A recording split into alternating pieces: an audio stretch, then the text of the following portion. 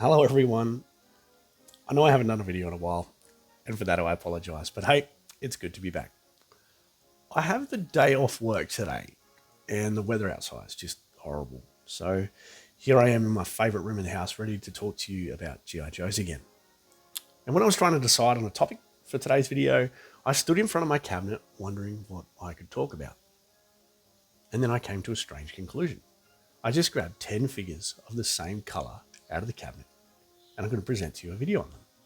So without any further ado, here are the top 10 figures in my collection that are the color red. I hope you enjoy.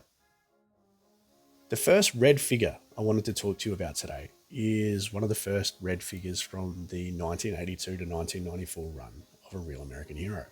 And that is the 1983 Hiss Driver. The Hiss Driver was packaged exclusively with the iconic Hiss tank in 1983 and is a beautiful use of the color red.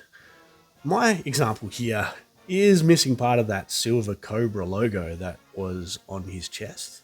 And I've often thought about maybe buying a replacement water slide decal from eBay, but I just haven't got around to it. In the meantime though, I still think he looks awesome. And I've equipped him with a little sidearm here because it's not fair that he's in the cabinet completely defenseless. So that's the 1983 Hiss Driver. I'm going to put him over here. The next figure I wanted to talk to you about is another iconic vehicle driver, and he's from 1984. He is the 1984 Wild Weasel. Wild Weasel was packaged exclusively with the Rattler aircraft, and he's a phenomenal use of the color red, just like the Hiss Driver. My favorite thing about Wild Weasel, though, is his little maps on his legs, which were later reused on other figures later in the line. Just like the Hiss Driver, I've equipped my Wild Weasel with a sidearm, so he's not defenseless in my cabinet, and I think he's really, really cool. So that's a 1984 Wild Weasel. The next figure I wanted to talk to you about is the first of these figures that was individually packaged, and that's none other than 1985 Bazooka. Now, Bazooka has become an iconic character in G.I. Joe folklore, but the first version of the action figure is still my favorite. His red shirt with that distinctive number 14 is a beautiful contrast against his green army trousers. Bazooka is loosely based on the New England quarterback from the 1980s. His name was Steve Grogan, and he remains one of my favorite figures to this day. That's 1985 Bazooka.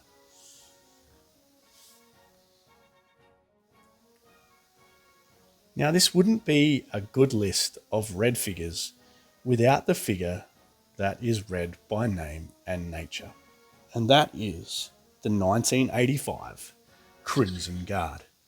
Crimson Guards are really popular, and they're getting harder and harder to find at a really good price. But I was lucky enough that I had a mate go to America and bring me back one as a gift, and for that I'll be forever grateful. But look, the reuse of that distinctive Cobra Trooper mold with red colouring just looks fantastic, and he's a must for any G.I. Joe collection. That's the 1985 Crimson Guard.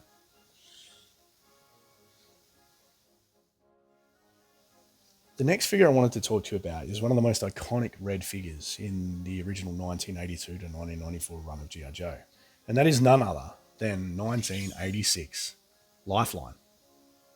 Now, Lifeline is known throughout G.I. Joe folklore as the medic, and he was a pacifist, so he didn't like getting involved in violence.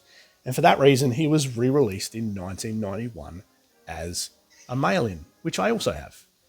Now, the 1991 mail-in was part of a Kellogg's promotion, and the owners of Kellogg's at the time were strictly religious, so they didn't want to give away a figure to children that advocated violence.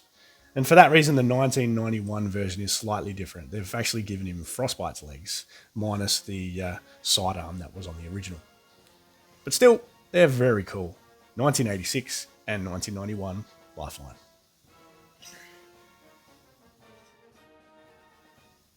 The next figure on my list of 10 favourite figures that are also red is this guy. It's 1987 Crazy Legs. He's the paratrooper. And just like his name, as soon as you attach his backpack, which holds his parachute here, his legs do go a little bit crazy. I'm lucky enough to have a complete version because that rifle stock is easily lost and quite hard to find. But he is a phenomenal use of the colour red in contrast with that silver. And for that reason, he appears on this list. That's 1987 Crazy Legs.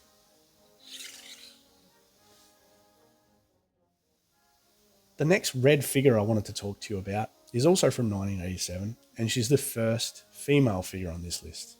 And that's 1987 Jinx. She's a beautiful female ninja, and the best part of this figure is the detail that Hasbro have gone into in painting her boots red and her fingernails red, as well as this awesome black dragon tattoo. That's 1987 Jinx, and she's beautiful.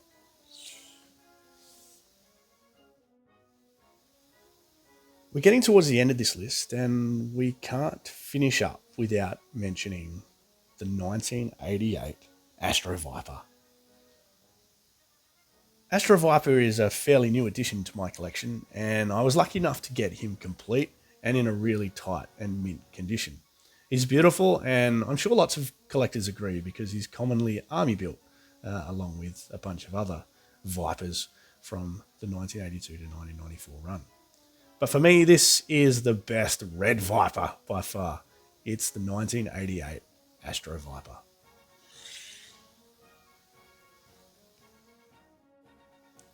The second last figure I wanted to talk to you about today is a bit of an odd one, and it is 1993 Gristle.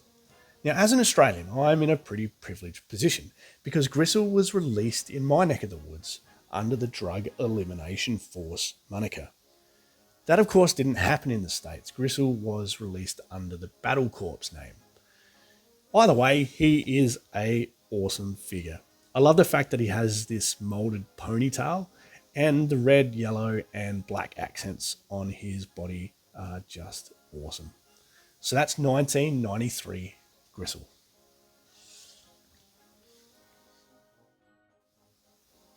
The last figure I wanted to talk to you about is also from 1993. And that is this guy. He is the 1993 Crimson Guard Commander.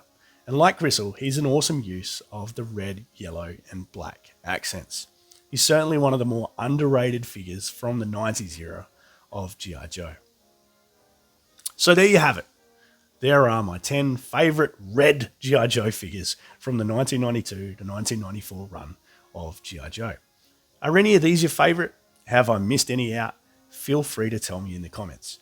You could also like and subscribe if that's your thing. I'll see you next time.